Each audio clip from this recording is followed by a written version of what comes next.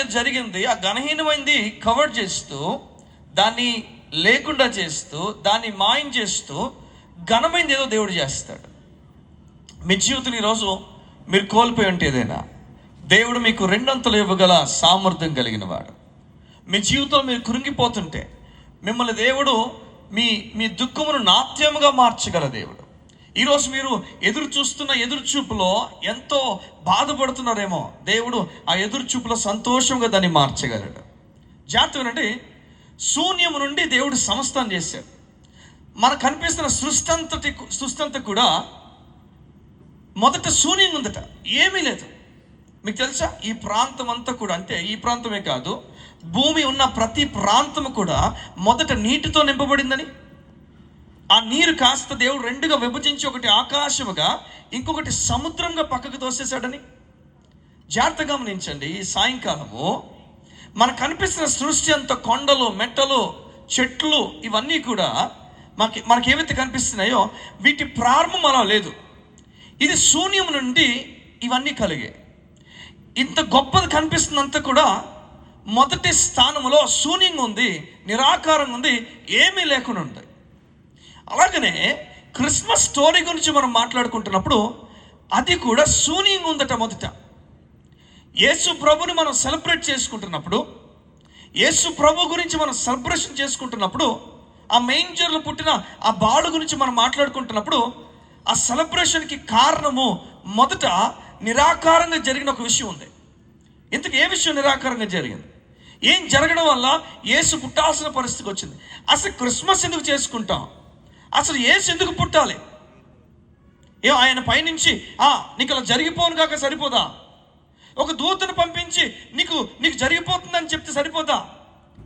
సంసోను పుడుతున్నప్పుడు ఒక ఏంజల్ వచ్చి మాట్లాడింది. అలా ఎన్నో మార్లు ఏంజల్ వచ్చి చేసుకుంటూ వెళ్ళిపోయింది. ఏంజల్ కొన్ని మార్లు చూడండి, లేఖనాలు చెప్తాయి, ఐగుప్తులో అనేక మందిని చంపేసిందని. ఏంజల్కి బలం లేకుండా లేదు, సామర్థ్యం లేకుండా లేదు. కానీ ఎందుకని? యేసు దేవుని కుమారుడిగా దిగాల్సిన పరిస్థితి వచ్చింది. ఆయన దిగపోతే ఏం జరగదా? ఆయన ఖచ్చితంగా దిగాలా? ఈ రాత్రి ఆ విషయాల్ని మీ మనసులో చిరకాలము ఉండిపోయినట్లుగా కొన్ని మాటలు నేను తెలియజేయబోతున్నాను. నేను నమ్ముతున్నాను దేవుని ఆత్మ సహాయముతో మీ హృదయ అంతరంగాల్లో ఈ మాటను దేవుడు ఉంచునుగాక. ఆమేన్. జాగ్రత్త. చూడండి, మొదట నేను చెప్పినట్లుగా ఇంత మంచి సృష్టి మనకు కనిపిస్తున్నప్పుడు దీని అంతటిని చూసి ఎంత బాగుంది అనుకుంటా. కొన్నిసార్లు కేవలం మన హాలిడేస్ని దేవుడు చేసిన సృష్టిని చూడడానికి మనం బయలుదేరి వెళ్తాం. కొందరు కేరళ వెళ్తారు, కొందరు జమ్మూ వెళ్తారు, ఎన్నెన్నో ప్రాంతాలు, ఇంకో దేశాలు దాటి వెళ్ళిపోతారు. దేనికంటే ఈ సృష్టి ఎంత బాగుందో దాన్ని అందంగా చూడడానికి. కానీ మీకు చెప్పునా, దానికి మునుపు నిరాకారం ఉందని, దానికి మునుపు శూన్యం ఉందని. నీ జీవితంలో శూన్యం ఉండొచ్చేమో కానీ నీ దేవుడు దాన్ని గొప్పగా మార్చగల దేవుడు అని చెప్తున్నాను. ఇది దేవుని పైన ఆధారపడదాం, దేవుని పైన ఆనుకుందాం. మీకు చెప్పిన ఆయన మాట ఎంత శక్తి గలదో శూన్యములో చూసి ఆయన మాట్లాడగానే కార్యాలు జరగడం ప్రారంభించాయి. ఆయన మొదట చీకటిని చూసి వెలుగు కలుగునుగా కానీ చెప్పగానే వెలుగు కలిగిపోయిందట. ఈరోజు అదే దేవుడు మనతో మాట్లాడుతున్నాడు. నీ జీవితంలో కార్యం చేస్తాను, కంగారు పడద్దు. నువ్వు ఆధారపడిపోద్దు మనుషులపైన ఆనుకోవద్దు. మనం చాలాసార్లు మనకి ఏదైనా అవసరం ఉన్నప్పుడు చాలామంది తలుపులు కొట్టేస్తాం. మనం వెళ్ళి భయంతో చాలామంది తలుపు కొడుతుంది. ఏమంటాడు? మొదట నా తలుపు కొట్టు, మొదట నా నెంబర్కి ఫోన్ చేయి, మొదట నాతో మాట్లాడు, రా నీ ముఖాన్ని నేను చూడాలనుకుంటున్నాను, నీవు నాతో మాట్లాడని. ఈ సాయంకాలం దేవుడు మీతో మాట్లాడుతున్నాడు. ఈ లోకముతో ఉన్న రిలేషన్షిప్ ఏమవుతుందో అది ఘనమైందే, కానీ అది అక్కడికి రాదు. నీవు నిలుచున్న వేళ నిన్న సాయంత్రంన ఒక 15 సంవత్సరాలు ఒక అబ్బాయితో మాట్లాడుతున్నాను. తన జీవితంలో నువ్వు దేవుని వైపు చూడాలి. ఈ లోకంలో ఎవరు నమ్మినా నమ్మకపోయినా నువ్వు నమ్మాలి. చూడు, నువ్వు మీ ఇంట్లో అందరికన్నా ఆఖరి వాడివి. ఒక మాట అడిగాను, నాకు ఇప్పుడు 35 సంవత్సరాలు, నీకు 15 కదా, మన ఇద్దరు ఎవరు ముందు చనిపోతారని అడిగాను. ఈజీగా చెప్పొచ్చు, ఎవరు చనిపోతారు చెప్పండి? నేనే, 35 years కనుక. అలా నేను చెప్పాను. అయితే నీకు చెప్పనా, నీ కుటుంబంలో అందరూ ఈ లోకాన్ని విడిచిపెట్టి వెళ్ళిపోయే రోజు వస్తుంది. ఒక్కొక్కరుగా వారి వరుసలో ఆఖరిగా నిలబడేది నువ్వు ఒక్కడివే. నువ్వు ఒంటరి అయిపోతావు. మీకు చెప్పిన జీవితంలో మనం ఎన్ని కలిగి ఉన్నా ఈ హృదయం అనే విషయం చోట కొంచెం ఖాళీ ఉండిపోతుంది. అది అశాంతికి గురి చేసేస్తుంది. ఇబ్బందికి గురి చేస్తుంది. మనసు చెప్తుంది ఇంకేదో పూర్తి అవ్వాలి, ఇక్కడ ఇంకేదో పూర్తి అవ్వాలి. మనం చూడండి, మనం అనుకున్నవన్నీ కూడా సంపాదించి, మంచి ఉద్యోగం సంపాదించి, మంచి వ్యాపారంలో పైకి వచ్చేసి, ఈ లోకంలో కావాల్సినవన్నీ కొనుక్కొని భలే ఒక స్థాయిలో ఉన్నప్పుడు అక్కడికి వెళ్ళిన తర్వాత అన్ని కలిగి ఉండి, అన్ని పట్టుకొని చేత్తో, అన్ని కీస్ పట్టుకొని, అన్ని ఫైల్స్ పట్టుకొని చెప్తాం అన్ని కలిగి ఉన్న నేను ఏదో వెళుతున్నదే, ఏదో ఖాళీ ఉంది, ఏంటి ఖాళీ అని చెప్పి అప్పుడు వెతకడం ప్రారంభిస్తాం. మీకు మాట చెప్పనా, ఆ ఖాళీ దేవునితో మాత్రమే నింపబడుతుంది. ఆ ఖాళీ దేవుని తెలుసుకునే వ్యక్తి నెమ్మదితో ఉంటాడు. అందుకే దావీదు ఒక మాట అంటాడు, ఇగో ధాన్య ద్రాక్షారసములు విస్తరించిన సంతోషం కంటే, మీకు అర్థమవుతుందా, ప్రతి నెలకు ప్రతి సంవత్సరం కూడా వారికి 70-80 సంవత్సరం పంట పండేది, ఈ సంవత్సరం వారికి 130% పంట పడింది. వారు అధికమైన పంట పండిస్తున్న తర్వాత వారు అనుకుంటారట, చాలా ఆనందపడుతున్నారట, మనకు పంట ఎక్కువ పండిందని గెంతులు వేస్తారంట, మ్యూజిక్ స్టార్ట్ అయిందంట, డ్యాన్స్ వేస్తున్నారట. అయితే వారందరం చూసి అనుకున్నారట, మీ అందరి హృదయంలో సంతోషం కన్నా ధాన్యము ద్రాక్షారసము విస్తరించిన సంతోషం కంటే నాలో ఇంకా అధికమైన సంతోషమును దేవుడు కలుగు చేశాడు. ఈ భూమి మీద నిజమైన సంతోషము యేసైనందు విశ్వాసం ఉంచిన వ్యక్తి తాకుతాడు. ఈ లోకములో మనందరూ కూడా తేనె తాకుంటాం, మధురమైనది, స్వీట్గా ఉంటుంది, ఎంతో బాగుంటుంది, సంతోషమే. కానీ లేఖనాలు చెప్తున్నాయి, తేనె కన్నా దేవుని మాట మధురమైనదని. మనం దేవుని మాట దగ్గరికి వెళ్ళాలి, ఆ మాట చదవడం ప్రారంభించాలి, ఆ మాటతో మనం ప్రతిదినము భోజనం చేయడం ప్రారంభించాలి. ఈ రాత్రి మీకు చెప్పిన ఒక మాట, ఇప్పుడు మనందరూ కూర్చొని ఒక మీల్ తింటున్నాం. మీకు తెలుసు అది దేవుని లేఖనాలు చెప్తున్నాయి, ఇది దేవుని ఆత్మీయ ఆహారం. నువ్వు తింటున్నావు, సేవకునిగా నేను సర్వ్ చేస్తున్నాను, అది కూడా దేవుడిచ్చింది. మీ ప్లేట్లో పెడుతున్నప్పుడు ఆ ప్లేట్ని వదిలేమాకండి, అది తినండి. నేను చెప్తున్నాను, యవనస్తులా ముఖ్యంగా నీతో మాట్లాడుతున్నాయి రాత్రి, నువ్వు ఏ చోటున్నా నువ్వు అలసిపోక మునిపి ఈ మాట తీసుకో. ప్రభువునందు విశ్వాసం ఉంచితే నీ తర్వాత తరాలు కూడా ప్రభు కొరకు బలమైన కార్యాల కొరకు నిలబడతాయి. ఇది నిజం. ఈ లోకంలో ఒక్కొక్క వరుసలో ఒకరోజు ఒక మెమోరియల్ సర్వీస్కి నేను నా కుటుంబం వెళ్ళాం. అందులో నా కూతురు ఇప్పుడు 1.5 years, సంవత్సరం 5 నెలలు వెళ్ళిన తర్వాత నాకు ఆలోచన వచ్చింది. ఆమె చూస్తున్నప్పుడు నేను పాడుతున్నాను, ఒకవైపు ఒక ఆలోచన వచ్చింది ఏమంటే, మరొక 100 సంవత్సరాల్లో నా ముందున్న వాళ్ళు ఎవరు కనిపించరు కదా, అందరూ చనిపోతారు కదా. అప్పుడు నా కూతురు వైపు చూసి అనుకుంటున్నాను, నా కూతురు కూడా మరొక 100 సంవత్సరాలు ఉంటుంది కదా, మరొక తరం వస్తుంది కదా, ఆ తరం తీసుకుంటుంది కదా. మీకు చెప్పనా, ఇక్కడ కూర్చుని మనందరం కూడా మరొక 100 సంవత్సరాల్లో ఎవరు ఉండవని, అది చంటి బిడ్డతో పాటు మరొక 100 సంవత్సరాలు ఎవరు ఉండవని. మరొకరు తీసుకుంటారు ఈ స్థలాన్ని, మరొకరు ఉంటారు ఈ స్థలంలో, మరొకరు ఆడుకుంటారు, మరొకరు పాడుతారు, మరొకరు చేస్తారు. అయ్యో తాత్కాలికమైంది ఈ భూమి, నువ్వు ఒక ప్రయాణానికి మాత్రం వచ్చావు, సిద్ధపడాలా ప్రభు దగ్గరికి వెళ్ళాలి. దాని కొరకు మనం ఏదైనా విడిచిపెట్టడానికి, వదులుకోవడానికి ఇష్టపడాలి. జాగ్రత్త వినండి, శూన్యముని భూమి నుంచి సమస్తాన్ని దేవుడు చేశాడు. సగం అలాగనే అసలు ఏం జరిగింది, క్రిస్మస్ ఎందుకు రావాలి, యేసు ఎందుకు పుట్టాలంటే మన జీవితాలట ఆదాము వలన శూన్యంలోకి వెళ్ళిపోయాయి. దేవుడు మొదటి వ్యక్తిని చేశాడు, ఆయన పేరు ఆదాము. లేఖనాలు చెప్తున్నాయి, ఒకని అవిధేయత వల్ల, ఒకని పాపం వల్ల మానవ జాతంతా కూడా పాపులను పిలువబడ్డామని. మనం ఏ చోటున్నా, ఏ వర్గానికి చెందిన వ్యక్తులమైనా, అది నలుపైన తెలుపైనా, అది అమెరికా నుంచి ఆస్ట్రేలియా అంత దూరంలో ఏ చోటున్నా, లేఖనాలు చెప్తున్నాయి మనందరి ఇంటి పేరు ఒకటే అయిపోయిందట, ఆ ఇంటి పేరు పాపి అని. మనం ఎలా అడ్రస్ చేసేది తెలుసా పరలోకం? మన ఇంటి పేరు ఏమని పిలిచేది తెలుసా? వినోద్ అని పిలిచేది కాదు, మన ఇంటి పేరు పాపి వినోద్. అలా మీ ఇంటి పేరు ఇప్పుడు ఏమని చెప్పండి? మనందరి ఇంటి పేరు కూడా పాపి అని ఇవ్వబడింది. కారణం, మన పాపం వల్ల పాపి అని ఇవ్వబడలేదట, ఆదాము చేసిన పాపం వల్ల మనందరి జీవితాల్లో కూడా పాపం ప్రవేశించేసింది. ఆదాము శరీరాన్ని పంచుకొని పుట్టిన ప్రతి మానవుడిలో కూడా పాపం అనే బీజము, పాపం అనే విత్తనము లోపల ప్రవేశించేసింది. మనం అనుకున్నాం, నేను ఈ పాప కోరికల నుంచి ఎలాగైనా బయటకు వస్తానని చెప్పి మనం కాస్త నొక్కి పట్టుకున్న లేఖనాలు చెప్తున్నాయి, ఆ పాపముని నువ్వు నొక్కి పట్టుకోలేవని, నీ వల్ల అవ్వదని, నువ్వెన్నడూ దాన్ని జయించలేవని. జాగ్రత్త వినండి, పాపము ప్రతి ఒక్కరిలో కూడా, పాపం అనే విత్తనం ప్రతి ఒక్కరిలో కూడా ప్రవేశించేసిందట. ఆదాము ద్వారా పుట్టే ప్రతి వ్యక్తిని కూడా దేవుడు పాపి అని పిలిచాడు. కారణం, పాపం అనే విత్తనం లోపలికి వెళ్ళిపోయింది. నువ్వు ఎంత బాగుందో అనుకున్నావు. చాలా మంది అంటారు ఒక మాట, నువ్వు పరలోక రాజ్యం వెళ్ళాలంటే ఎలా వెళ్తావు? సింపుల్ అక్క, సింపుల్ అనియా. ఎలా వెళ్తానంటే నేను మంచి పనులు చేస్తే పరలోకి వెళ్ళిపోతాను. అవునా? మరి నువ్వు చేసిన చెడు పనుల వల్ల ఎక్కడికి వెళ్తావు? ఒకవేళ నువ్వు చేసిన మంచి వల్ల పైకి వెళ్తే మరి నువ్వు చేసిన చెడు వల్ల ఎక్కడికి వెళ్ళిపోతావు? దాని అర్థం తను ఏం మాట్లాడుతున్నంటే, నా సగం పరలోకానికి, నా సగం చెప్పండి నరకానికి.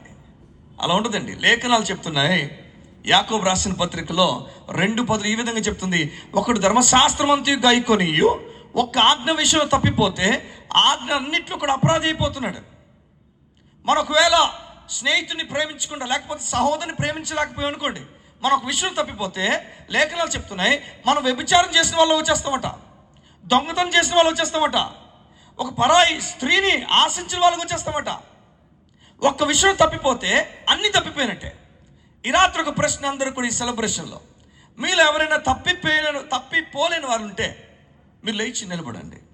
నేను కారులో మిమ్మల్ని సన్మానం చేయడానికి ఒక సాల్వా, ఒక మంచి దండ, దాంతోపాటు ఇంత పెద్ద గిఫ్ట్ తెలియదు కానీ కాస్త చిన్న గిఫ్ట్ తీసుకొచ్చాను. మీకు చెప్పనా, మనం ఎవరు లేగలేము. ఆఖరికి నిలబడిన నేను కూడా దానికి ఒప్పుకోలేను. ఎందుకంటే మనందరిలో కూడా పాపం ఉంది. పాపం అనే బీజము లోపలికి ప్రవేశించింది. మీకు మాట చెప్తాను. ఉదాహరణగా, మన పిల్లల్ని స్కూల్ పంపించిన తర్వాత, వారి ఇంటికి వచ్చిన తర్వాత వారు బ్యాగ్ చెక్ చేస్తే, ఓపెన్ చేయగానే చెప్పండి ఏముంటాయి? బుక్స్ ఉంటాయి, పెన్సిల్స్ ఉంటాయి, ఇంకేముంటాయి చెప్పండి? వారిది కాని ఎరేజర్, వారిది కాని అమ్మ చెప్పండి ఏమమ్మా, మీరు స్కూల్ పంపించే ముందు, స్కూల్ పంపించే ముందు మీ బిడ్డను కూర్చోబెట్టి, అరే నాన్న మనం ఎరేజర్ కొనలేము, మనం పెన్సిల్ కొనలేము, నువ్వేం చేస్తావంటే నీ పరాయి వాడిది పక్కడు దొంగతనం చేసుకుని వచ్చాయి అని నేర్పిస్తావా? లేదు, నేర్పించం. కానీ అది స్వభావంగా లోపల ఉంది, దాని ప్రకారంగా చేసుకుని వెళ్ళిపోతాడు. ఆదాము ద్వారా ఏ పాపం అయితే ప్రతి మానవులో ఉందో, ఆ పాపం అనే బీజం ప్రతి వ్యక్తిని యవ్వనస్తుని యవ్వనపు కోరిక వైపు నడిపిస్తుంది. ఒక వృద్ధాప్యుల వ్యక్తి వృద్ధాప్యపు కోరికలు ఇస్తుంది. ఒక స్త్రీకి ఇవ్వాల్సిన కోరికలు పాపం ఇస్తుంది. పాపము ఎవరు వయసు వాళ్ళకి ఇవ్వాల్సిన కోరిక వారికి ఇస్తుంది. లేఖనాలు చెప్తున్నాయి, అందరం పాపం చేసామట, అందరూ పాపమునకు జీతం మరణము పొందుకోవాల్సిన వారిగా ఉన్నాం. మనకు తెలుసు సొదొమ గుమొర్రా స్టోరీ. అగ్ని గంధకాలు ఆ ఉదయాన్న పడి, అమ్మా అలా నడుస్తూనే కాలిపోయి బూడిదైపోయి పడిపోయారు అందరూ కూడా. ఇల్లు కాలిపోయి, మట్టి కాలిపోయింది, ఆ చోట పనికిరాందిగా అయిపోయింది ఆ భూమి అంతా కూడా. బ్రతికున్న వాళ్ళందరూ కూడా సజీవంగా దహించబడి అలా చనిపోయారు. ఇప్పుడు మానవులుగా మనందరూ కూడా ఎదురు చూస్తున్నాం, మన ఎలా దేవుడు చంపేస్తాడు. అయ్యో నేను ఎలా చనిపోతాను, అయ్యో పాపాన్ని జీతం మరణం కదా, నా తండ్రిని ఆదాము వల్ల నేను కూడా పాపి అయిపోయానే, ఇప్పుడు అలా దేవుని చేరుకోవడం. లేఖనాలు చెప్తున్నాయి, దేవుడు చాలా ప్రేమించడానికి ఇష్టపడుతున్నాడు. అట్ ది సేమ్ టైం ఆయన పాపమునకు జీతం మరణం అని చెప్పాడు. చూసారా? దానివల్ల ఒక ప్రేమతో ఒక చేత్తో తీసుకొని ఇష్టపడుతున్నాడు, మరొక చేత్తో అయ్యో ప్రేమతో తీసుకున్న చేత్తో మరొక చేతులు వేస్తుందట, పాపానికి చేత్తో మరణం కదా నేను కొట్టాలని. ఈ రెండింటి మధ్య దేవుడే ఇరుకుని పడిపోయాడు. ఒకవైపు ప్రేమించలేక, ఒకవైపు కొట్టలేక, పాపం జీతం మరణం మనపైన ఇవ్వలేక, ఒకవైపు ప్రేమించలేక, ఈ రెండింటి మధ్య సతమతం అయిపోతూ, అయ్యో ఎలా మానవుని రక్షించేది నేను, ఇక మానవుడు ఇంకా చనిపోయి నరకానికి వెళ్ళిపోవడమేనా? సాడెస్ట్ పార్ట్ అని చెప్పమంటారు ఒక మాట. మన తల్లి మన కన్నప్పుడు, ఇది రియాలిటీ, జాగ్రత్తనండి. మన తల్లి మన కన్నప్పుడు ఇది నరకం అనుకోండి, నరకపు పొలిమేరలో మన కన్నదట, ఇక్కడ కన్నది మన తల్లి. చూడండి, యూజువల్గా ఒక కోడి గుడ్డు పెట్టినప్పుడు ఒక సన్సైడ్ మీద పెట్టిస్తుంది అనుకోండి, అది జారి పడిపోతే ఎలా పడిపోతే కిందకి పగిలిపోతుందో, అలా మనం పుట్టడమేట, అలా పుట్టి నరకంలో పడ్డానికి పుట్టబడ్డం అంట. మీకు అర్థమవుతుందా? ప్రారంభం ఉన్న శూన్యము నిరాకారం అవుతుందో అది మీకు కనిపిస్తుందా? కానీ దేవునికి మహిమ, ఈ స్టోరీ అలా ఉండిపోలేదు. క్రిస్మస్ స్టోరీతో ఈ స్టోరీని దేవుడు మార్చాడు. చెప్పడు కొడతారు ఒకసారి, క్రిస్మస్ స్టోరీతో దేవుడు ఈ స్టోరీని మార్చాడు. అజయ్ తొందరగా ఒకసారి పైకి దగ్గర. ఈయన ఆదాము అనుకుందాం. ఈయన చేసిన తప్పు వల్ల మానవ జాతంతా కూడా దేవుడికి దూరం అయిపోయింది.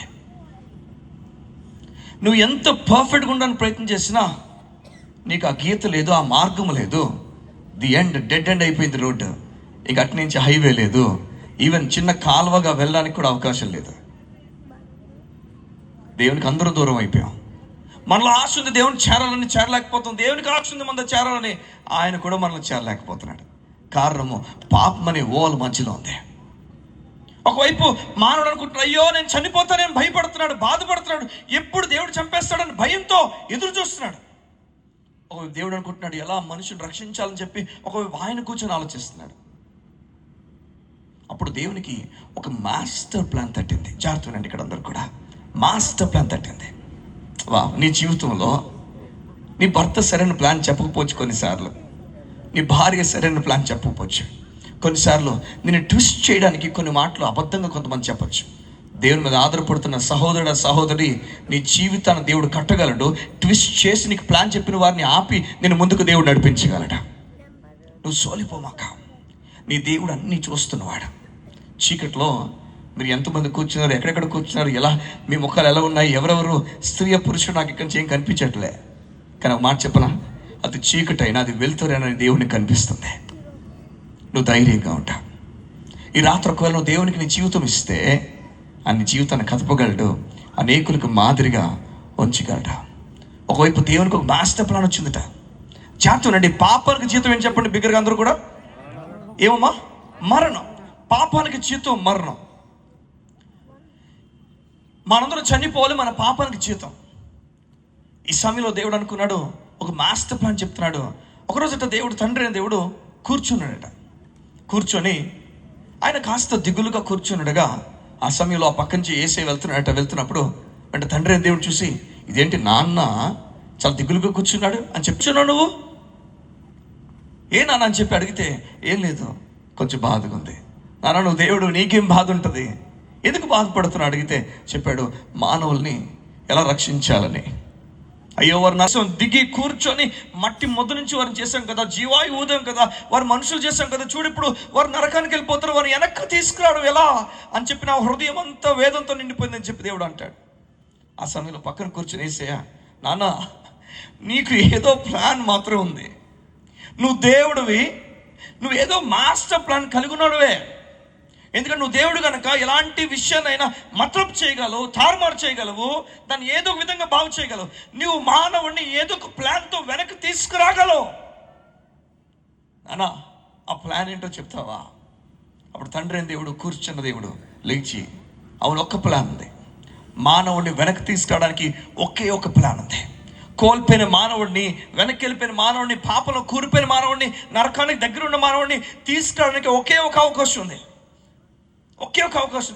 అప్పుడు యేసుప్రభువు అడుగుతారా, ఏంటయ్యా అవకాశం, దేని ద్వారా మనం తీసుకురాగలం? తండ్రి తొందరగా చెప్పు తండ్రి అని చెప్తే వెంటనే తండ్రి దేవుడు చెప్పాడు, ఇదిగో నేను కానీ, నీవు కానీ, పరిశుద్ధాత్మ దేవుడు కానీ, మన ముగ్గురులో ఒక్కరు భూమి మీదకి వెళ్ళి మానవుడిలాగా పుట్టి, ఎందుకంటే పాపానికి జీతం మరణం కనుక వారు చనిపోవాలి, వారు చనిపోకుండా వారిని పక్కకి తప్పించి వారి స్థానంలో మన ముగ్గురులో ఎవరైనా ఒక్కరు చనిపోతే, చనిపోయిన తర్వాత మనం దేవుళ్ళు కనుక మనం తిరిగి లెగ్గలము, లెగిచ్చి వారి పాపాన్ని మనం జయించినట్లుగా చేయగలము. పాపానికి జీతం మరణం ఒకవైపు ఒక పేమెంట్ అయిపోతుంది, వారిని మరలా తిరిగి లేపి నూతన సృష్టిగా మనం మార్చగలము. ఈ మాట చెప్తాడు. ఆ మాట చెప్పగానే వెంటనే యేసయ్య చాలా స్పీడ్గా లోపలికి వెళ్ళిపోతాడు. దేవదూతలు అందరూ చూస్తుంటారు, ఇదేంటి ఈ మాట వినగానే ఆయన అంత స్పీడ్గా వెళ్ళిపోయాడు లోపలికి, ఏమైంది అని చెప్పి మొత్తానికి అందరూ చూస్తుంటే ఒక్కసారి యేసయ్య ఆ రూమ్లో నుంచి నెమ్మదిగా బయటకు వస్తాడు. అందరూ ఒకసారి దూతలు అందరూ కూడా చప్పట్లు కొట్టడం ప్రారంభిస్తారట. ఇంతకేమేం చెప్పనా, లోపలికి వెళ్ళి తన సూట్ కేసు సర్దుకొని బయటకు వస్తుంటాడు. అందరూ చప్పట్లు కొడతారు. తండ్రి దగ్గరికి వచ్చి ఒక మాట చెప్తాడు, నాన్న నేను సిద్ధంగా ఉన్నాను, మన ముగ్గురు ఒక్కరున్నావు కదా, నేను నీ ప్రజల కోసం చచ్చిపోవడానికి వెళ్తున్నా అని చెప్పి భూమి మీదకి వస్తాడు. మీకు చెప్పనా, క్రిస్మస్ అంటే baby born not to live but to die. Jesus born to die. ప్రతి కొడుకు, ప్రతి కూతురు, నా కూతురు పుట్టినప్పుడు